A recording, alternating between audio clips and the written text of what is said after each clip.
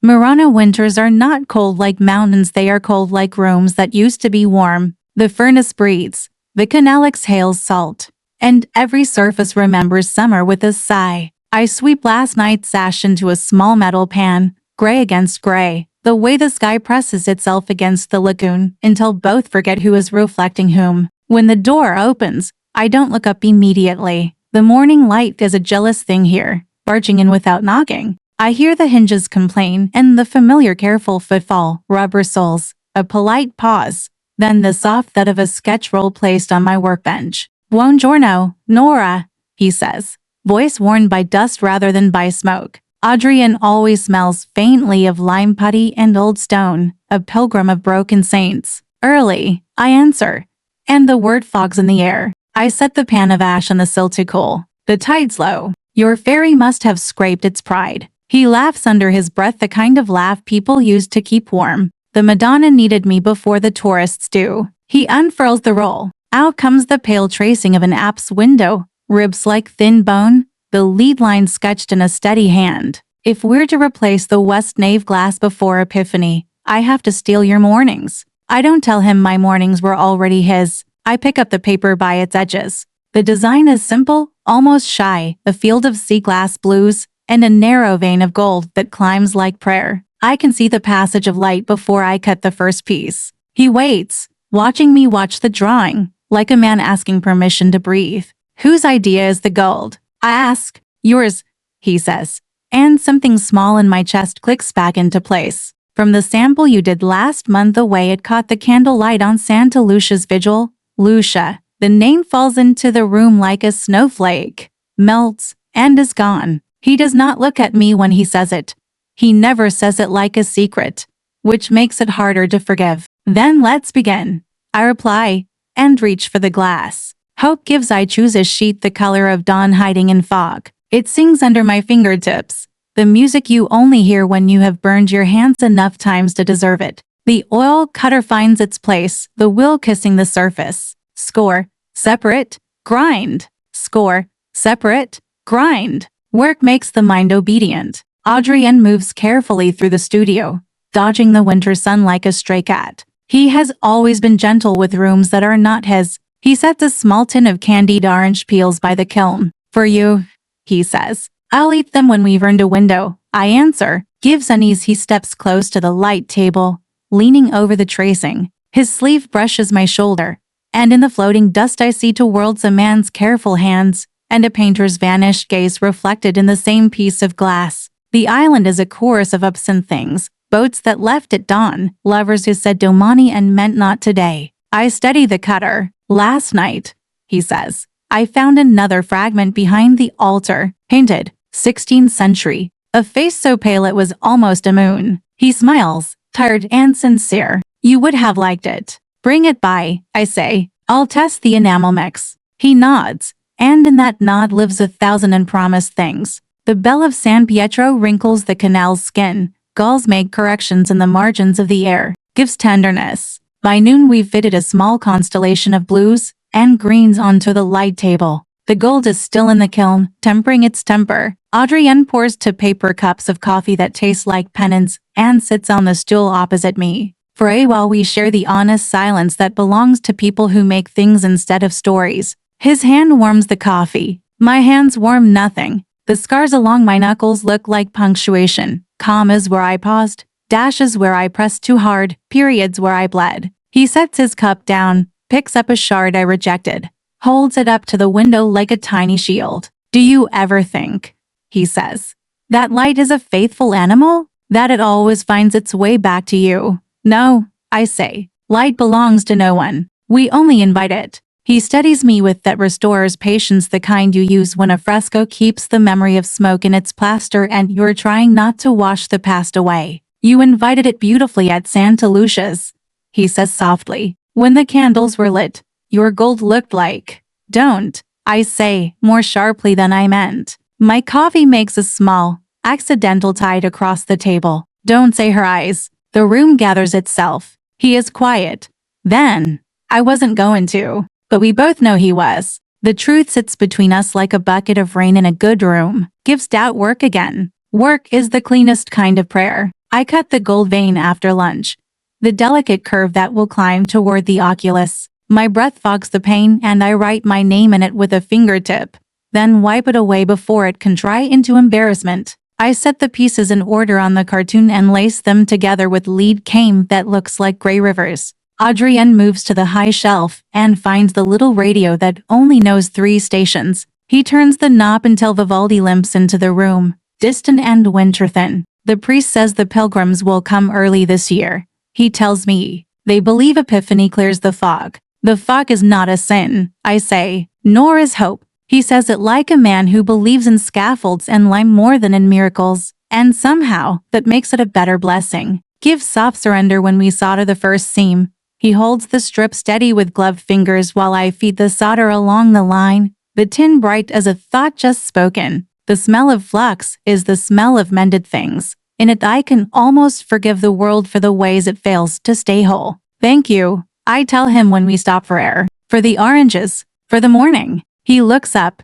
and there's a shadow in his smile, a memory passing behind a cloud. You say the bones of the church, he says. I only prop them up. You give it back its voice, I answer, because it is true and kindness should be used before it goes stale. Gives hairline fracture. The door opens again in the blue hour, and cold braids itself through the room. A woman stands on the threshold, breath turning to lace. She is not beautiful in the way you fear, but in the way you remember later, in the echo of footsteps down a stone corridor, in the scent of turpentine that clings to old dresses. She holds a wrapped canvas like something once alive. Adrien, she says, as if she just found him in a room he never left. The archivist sent word. They found 2 more panels. I thought you would want to see. He says her name without flinching. Lucia. The glass between my fingers forgets its obedience and slips, cutting a neat red comma into the side of my thumb. The pain is a secret with good posture. I press it against my apron and say nothing. Lucia steps inside, looks around as if counting where the light lands.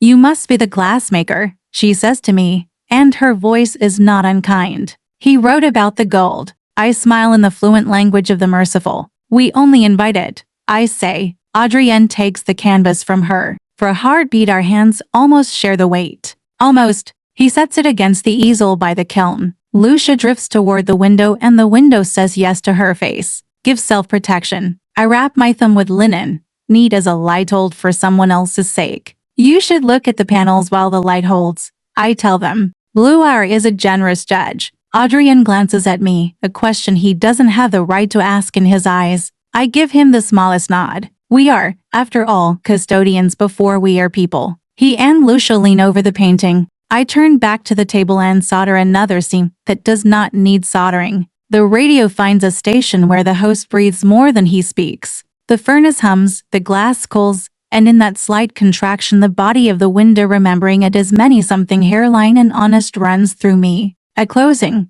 Lucia's canvas has brought a new silence to the room. She leaves with a promise to return tomorrow. Adrien stays in the doorway longer than the cold can afford. Nora, he says. Yes, the gold, he says quietly. And I wait for the rest. It doesn't look like anyone's eyes. It looks like, he searches for a word that won't betray him. It looks like the way candles talk when the room listens. I refuse the inheritance of that sentence. Epiphany is soon, I reply. We should finish the west window before the fog decides to keep it. He nods like a penitent and a partner. Tomorrow, I say, and lock the door between us. When the workshop is finally my own, I unwrap my thumb. The cut has already sealed itself, a thin ruby thread under skin. I lift the unfinished panel onto the easel, switch off the overheads, and let the kiln's small heart be the only sun. The gold answers first. It doesn't remember anyone. It only remembers fire, outside, or stitch the dark water. Somewhere a bell tests a single note, then chooses silence. I eat one candied orange peel with the lights still off. It tastes like summer, promising to be patient. And if I do not breathe for a long time, that is between me and the furnace. Morning arrives in the form of footsteps over water. Oars drag. Wood sighs. Gulls argue like distant memories. The island wakes as if remembering to exist. I unlock the workshop. The hinges yawn. Overnight frost has traced veins across the inside of the windows, as if the glass itself wanted to learn how to break beautifully. I touch one line with my thumb. Feel it vanish into condensation. The furnace is a sleeping animal. I open its mouth, feed it a handful of college yesterday's mistakes returned as offering and light the flame. The roar feels like forgiveness wrapped in heat. Hope gives routine gives an ease he doesn't come immediately. For the first time in weeks, the second chair stays empty until nearly noon. I work alone, fitting color to pattern, pretending it doesn't matter. When the latch finally clicks, the sound startles the quiet like a stone on still water. Adrien steps in, coat damp, eyes rehearsed into calm.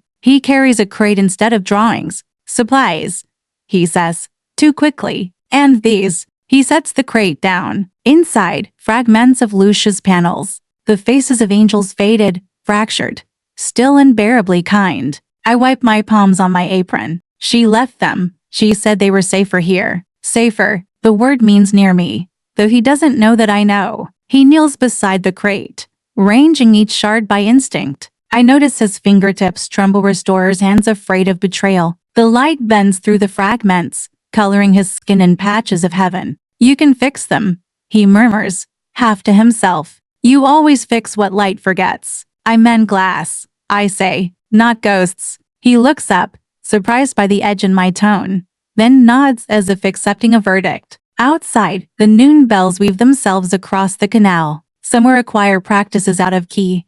And somehow that feels right. Gives memory surge. He picks up one particular shard, a curve of blue halo, and smiles faintly. Lucia painted this the summer we met. Said halos should look like water, not fire. I force my hands to stay busy. Measuring lead came, but every syllable she leaves behind in his mouth feels like a small theft. When he finally looks away, I exhale. Adrien, I say, if you need to keep these for her, do it in your studio. This place remembers too much. He studies me, uncertain, then straightens. I'll store them here until she leaves for Milan. Only a week. A week. I can survive a week the way glass survives cooling by pretending stillness is strength. Gives interlude of work. The hours pass with the steady rhythm of making. Cut, grind, solder, silence. He hums sometimes, a line of Gregorian melody that flutters like trapped dust. The furnace's breath turns honey-warm, glazing the edges of everything. By dusk, the west window's lower arc gleams on the light table, a mosaic of quiet seas.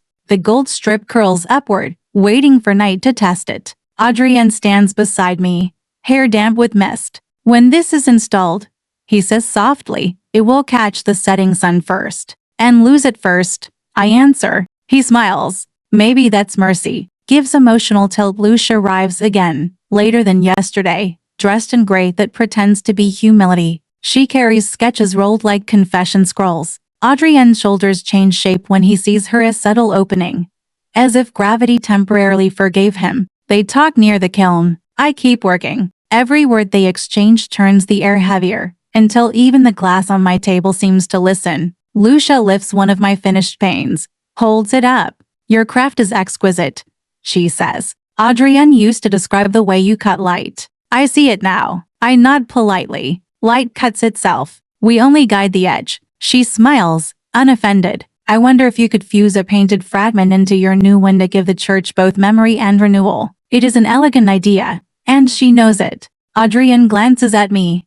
Hopeful, guilty, helpless. Yes, I say at last, because refusing beauty feels childish. Bring me the fragment you want reborn. Her eyes glimmer. Tomorrow, then. When she leaves, the workshop feels emptier than before she came. Gives tender collapse. Adrien lingers, as if apology could be built from waiting. She means well, he offers. So did the fire that made glass possible.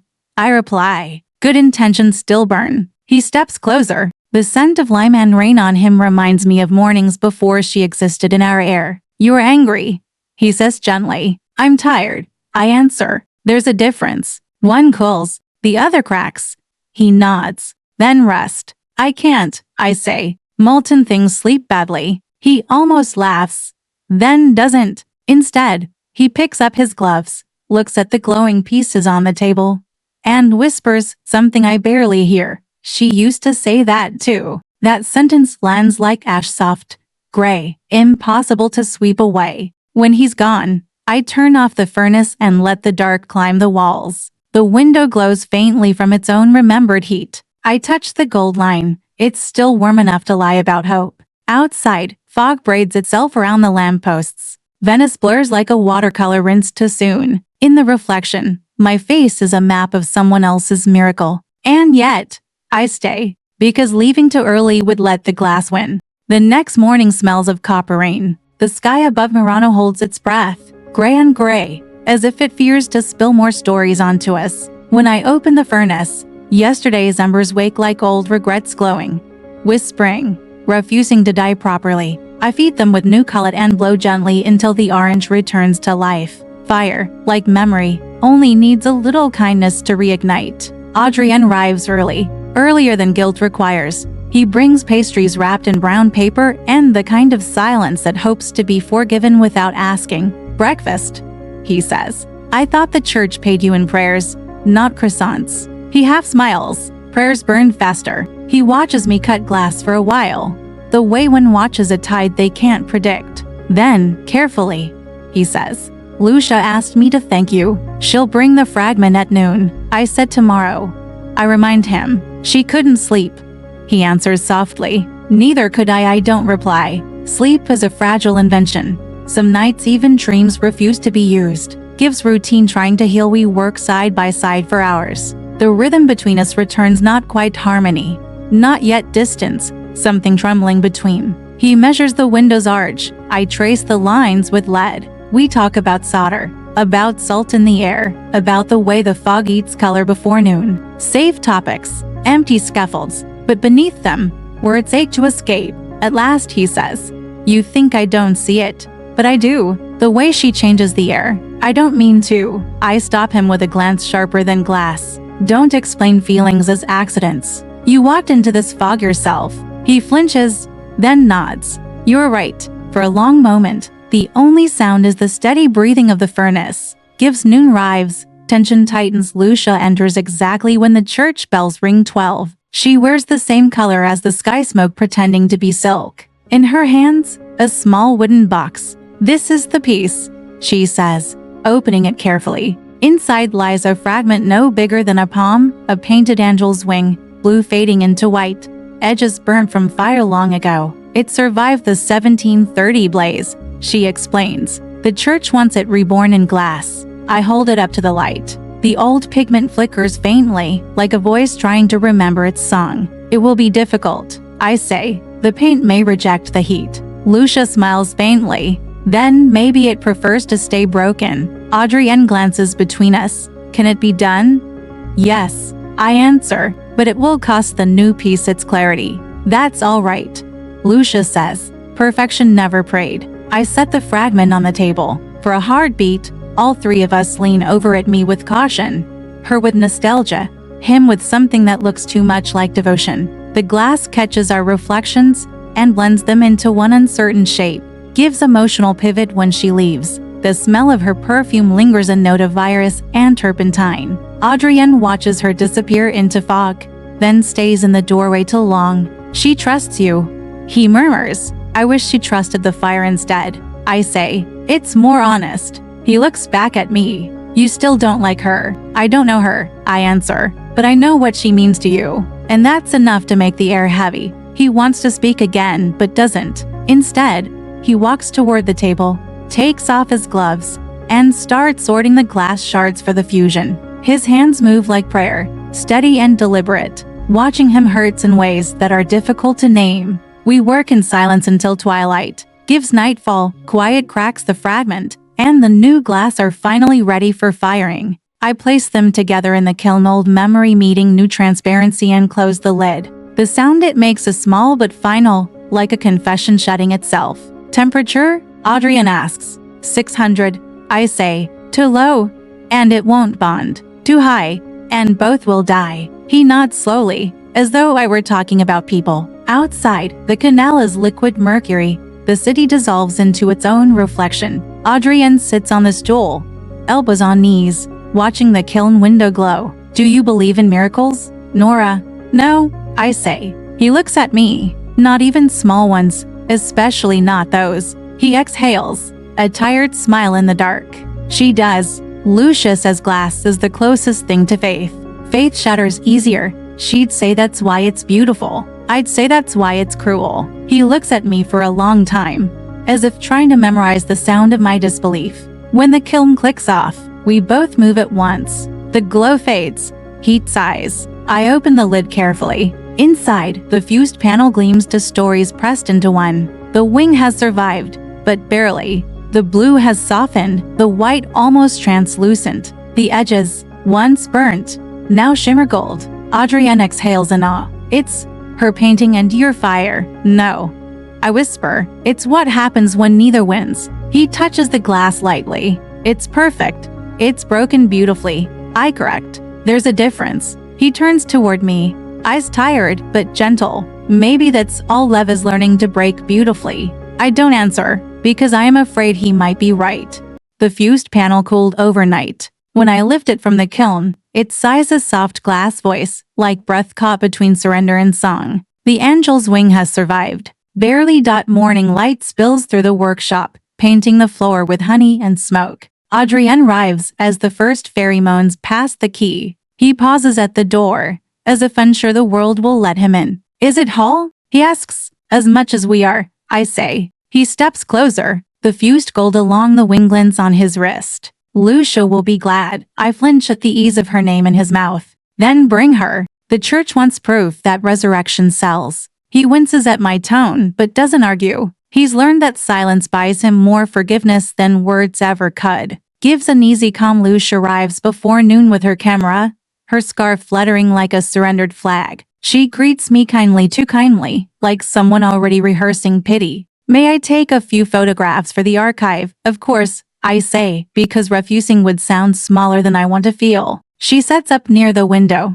The click of her camera is delicate, precise. Each flash steals a piece of the room's quiet. Adrien hovers beside her, pointing, explaining, translating my craft into her vocabulary. The fusion held, he says. Nora managed to keep the pigment alive. She always does, Lucia replies. She makes things endure. Their voices weave, and I realize that endurance is just another word for standing very still while everything else leaves. I turn back to my bench. The cutter moves almost on its own, tracing a curve I don't remember drawing. When I glance down, I've scored a perfect circle into a clear sheet. No pattern, no reason. Just the shape of breath before breaking. Lucia lowers her camera. You work like someone listening to something only she can hear. I am, I say. It's the sound of patience trying not to turn into resignation. She tilts her head. You sound like him. That's unfortunate. Adrien clears his throat. Lucia, the church committee's waiting. We should,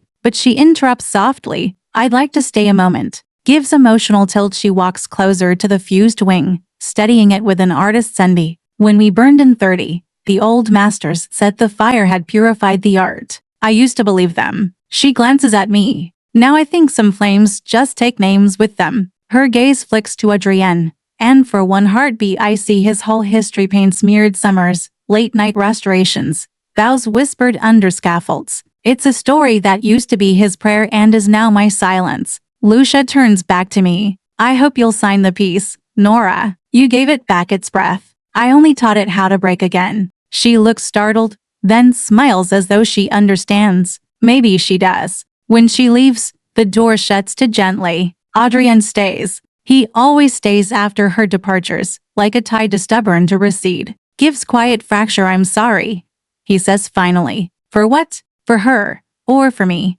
For both.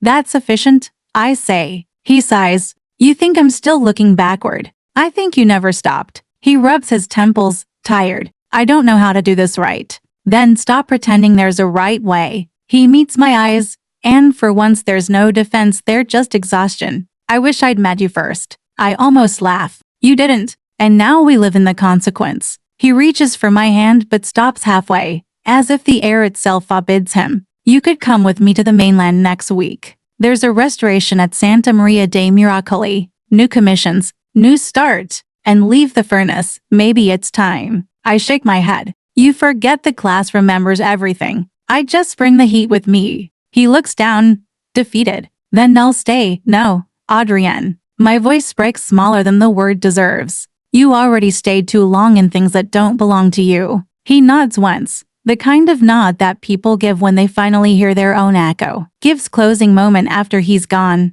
I hold the fused panel up to the late sun. The wing glows faintly, the gold trembling like something afraid to be beautiful. Behind it, the city shimmers 100 windows breathing. None of them mine. I whisper to the glass. Don't remember him too well, but it always does. The sea is restless today. From my window, I watch the lagoon change colors faster than my thoughts. Gray, green, silver. Then nothing. Venice lives and dies 100 times before noon. Inside the workshop, everything feels too clean. The fused angel panel now rests by the door, ready for delivery. I keep walking around it, as if it might suddenly speak. But it stays quiet, obedient, finished, and therefore dead. Adrien hasn't come for 2 days. He left a note on the table at the basilica for preparations. Lucia needs help with framing. No signature, no explanation, no apology. The word framing bothers me. Maybe because that's what I do to frame light before it escapes. Gives restlessness, builds the furnace hums. I cull it just to have something to feed. The heat licks my face like a question I can't answer. At noon, the bell of San Pietro rings twice, once for time, once for memory. I set down my tools, wipe my hands, and step outside. The air tastes of salt and rain that never learns to fall. Lucia's exhibition opens tonight at the basilica. He told me once that art and faith share the same disease. They both require someone to believe in something that doesn't answer back. Gives evening descends. I arrive just before sunset. The basilica is dressed in gold and smoke. Candles breathing where prayers used to live. People murmur in soft Italian, beautiful, forgiving sounds that make sin sound like silk. Lucia's paintings line the nave, resurrected fragments stitched together with new glass. And there, at the center, the fused angel wing. My wing. The plaque beneath it reads, Resurrectio, collaboration by Lucia Moretti and Adrien. For my name isn't there.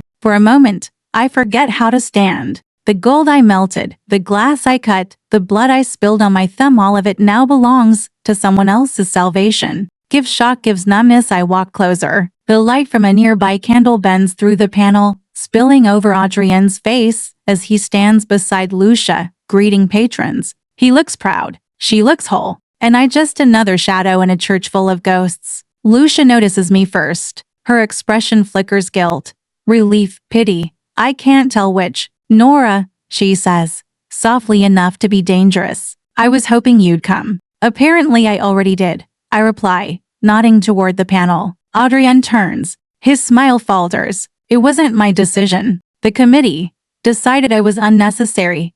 He lowers his gaze. It was supposed to be temporary credit. Credit? I almost laugh. You think faith can be itemized?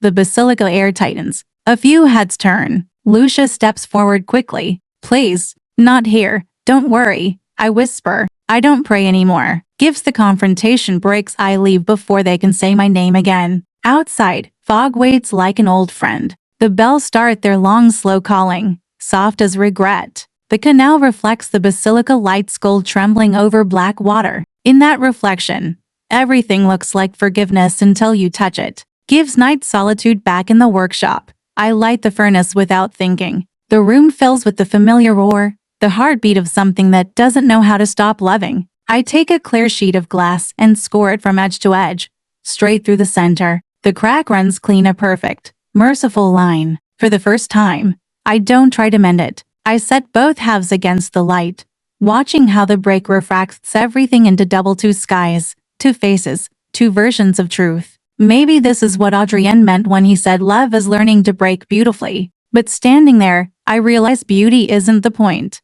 It's survival, quiet, and fire that finally learns not to burn for someone else. Outside, the lagoon exhales another tide. Tomorrow, he will come. I already know. And I already know what I'll say. He comes the next morning exactly as I knew he would. The air between us is thicker than heat. I don't look up from the workbench. The cracked pane from last night lies before me, still split clean down the center, the wound glimmering like a quiet threat. Can we talk?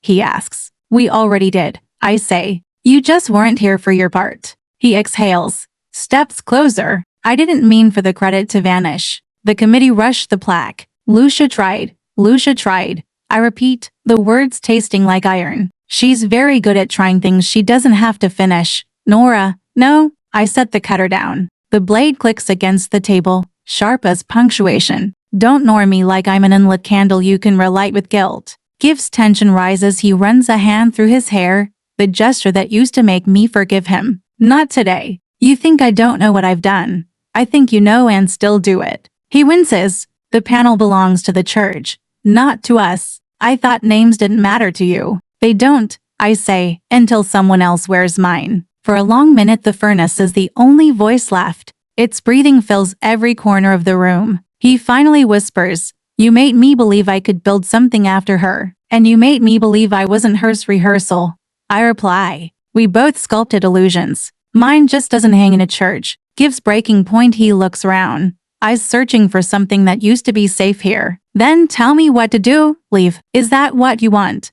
"It's what's left." He stares at me like a man measuring distance with regret. Then he nods slowly, as if each vertebra must agree. "You won't see me again." "I will," I whisper. The way glass sees light, it passes through but never stays. He hesitates at the doorway. The morning sun catches the fused angel wing, throwing a long streak of gold between us. For a second, it feels like a road neither of us deserves to walk. Then he's gone. Gives aftermath. Reflection. The silence he leaves is almost gentle. I turn to the furnace and open its mouth wider. The heat surges. Hungry, alive. One by one, I feed it the scraps from our work, the sketches, the offcuts, even the small piece of clear glass I'd broken on purpose. The flames take everything without judgment. When the last shard curls into liquid, I whisper to the fire, "Forget his name." But the furnace hums back, low and steady. "Not possible." I laugh, a sound that cracks at the edges. "Then forget mine." The fire flares once, brief and bright, like an answer that costs too much to repeat. Outside, the tide turns. The canal carries the reflection of the workshop window downstream, one rectangle of gold sliding into gray. By evening, only the smoke remembers us. A week passes. The city pretends not to notice that one of its stories has ended. Tourists return. Ferries groan. Glass cools. Only the silence in my workshop feels heavier, as if the air still remembers the echo of his boots. I've started taking smaller commissions. A pendant for a widow, a candle screen for a monastery, repairs for windows that nobody prays beneath anymore. Work is quieter now, less light, more honesty. Each evening, when the fog closes in, I walk to the quay and watch the horizon lose itself. The sea looks like ground if you stare long enough, which is how people drown. Gives a letter 3 days ago. A letter arrived. The handwriting was unmistakable, steady, architectural, like a man building a sentence instead of writing one. No address, only my name. Nora, they've sent me north for a new restoration. There's snow outside the window, and I keep thinking about how glass looks when it forgets the fire that made it. You were right. I never stopped looking backward, but I'm learning to face the light without naming it. If I come back, it won't be to finish anything, only to thank you for what you broke open in me. Adrien didn't answer. Some letters exist only to test if silence can stay intact. Gives routine shifts, gives introspection tonight. Rain replaces fog. The water hits the roof like sandpaper against memory. I light the furnace again, not for work, just for company. Its orange breath fills the room, soft and certain. On the shelf sits the last thing of him I kept, a brass compass, dented at the hinge. He once said it didn't point north but toward the place he most wanted to be. He was wrong. It always pointed home. He just never learned that home was allowed to move. I turn it in my hand, the needle twitching like a small nervous truth. "Where now?" I ask aloud. The furnace answers in its language of roar and pulse. I take that as anywhere but back. Gives moment of release. I pull out a fresh sheet of glass and cut, clear as unspoken forgiveness. For the first time in months, I don't reach for the cutter. I simply hold it against the light until my reflection disappears inside it. The surface hums faintly, alive with all it could become. And for once, I don't need it to become anything. Outside, the rain slows. The lagoon exhales. Bells murmur somewhere far inland. I blow out the lamps, leaving only the glow of the furnace and the memory of a road I no longer need to walk. The light trembles, gathers itself then, like mercy. It stays. Spring arrives quietly, like forgiveness that forgot to announce itself. The lagoon turns green again, thick with the hum of small boats and gossiping gulls. Tourists drift through Murano, buying glass they will never understand. I spend my mornings repairing windows in the monastery on San Giorgio. The monks talk little. Their silence feels cleaner than prayers. When they watch me solder lead along the edges of a pane, they say it looks like mending light. I don't correct them. Maybe they're right. In the evenings, I walk home past the harbor. The air tastes of salt and rust. The ferry horns cry like lost letters looking for addresses. Gives a familiar sound returns one afternoon. While I am balancing a crate of glass near the pier, I hear a voice low, uncertain, and terribly known. Nora, I turn. Adrien stands on the dock, wind tugging at his coat. His hair has gone lighter, his eyes darker. Behind him, a small cargo boat floats like a heartbeat trying not to disturb the water. For a second, neither of us moves. He looks thinner, quieter, the kind of quiet that has been earned the hard way. I thought you were north, I say. I was. Then the snow melted, and there was nothing left to fix. He steps closer. I needed to see the glass again. I force a smile. It's still here. The glass never leaves. But you did. He says softly, gives old warmth.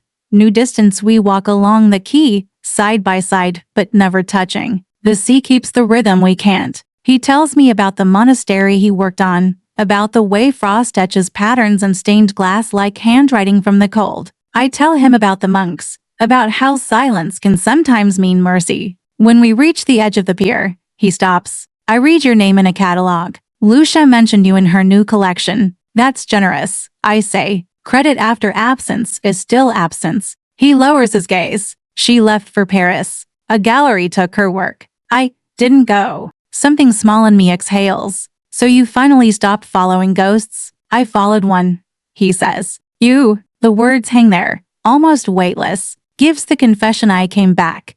He continues, because I understand now. The fire wasn't about her. It was about me. You were the one who showed me how to stand near it without disappearing. I look at him, really look. His hands are scarred.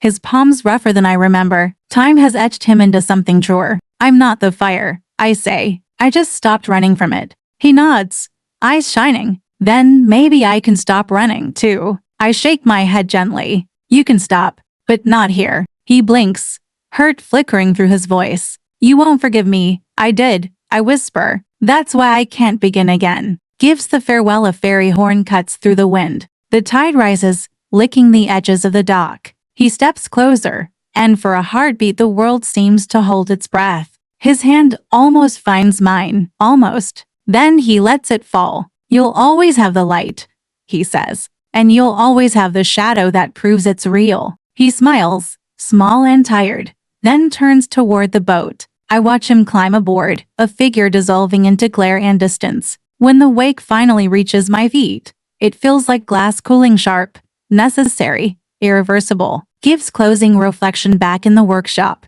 I light a single lamp. The gold vein on the fused angel wing still glows faintly in the dark. I trace the line with a fingertip, remembering the day it cracked, the day it healed, the day it learned to hold both truths. Outside, the sea keeps breathing, patient and endless. Somewhere beyond the fog, a bell rings once, and I whisper to the quiet, take him gently. Summer folds itself over the lagoon like a warm sheet of glass. Every morning the air tastes faintly of ash and salt, and I find myself waiting for nothing in particular, only the small, good hum of a life that no longer hurts. The monastery job ends quietly. On my last day, one of the brothers hands me a bouquet of wild lavender and says, for the light you've returned to these walls. I smile, because that's all I can give back. Back in the workshop, I start a new commission, a window for the orphanage near the Rialto. They want something simple?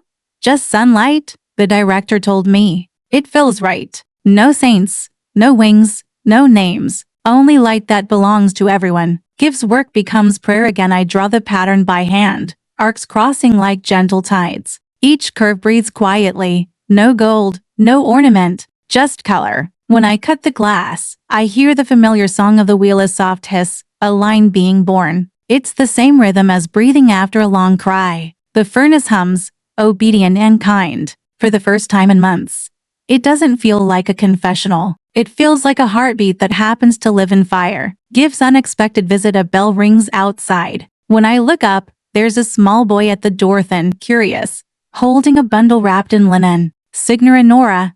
Yes. He steps closer, eyes wide. The man on the boat gave me this for you. He holds out the bundle. I unwrap it slowly. Inside is a small glass sphere, clear, with a single thread of gold running through its center. The mark of Adrien's hand unmistakable. No note, just the work itself, speaking the only language we ever truly shared. I lift it to the light. The gold catches the afternoon sun, blooming softly inside the orb like forgiveness learning to take shape. Did he say anything? I ask. The boy shakes his head. Only that it belongs where light begins. I smile. Then he remembered. Gives reflection, closure. When the boy leaves, I place the sphere on the windowsill beside the fused angel wing. Together, they catch the light differently, one still, one trembling, both alive. The room fills with reflections that crawl over the walls, soft as breath. I sit on the stool and watch them move, no longer counting time, no longer waiting for footsteps I know won't return. In this room, I learned that love isn't something you keep.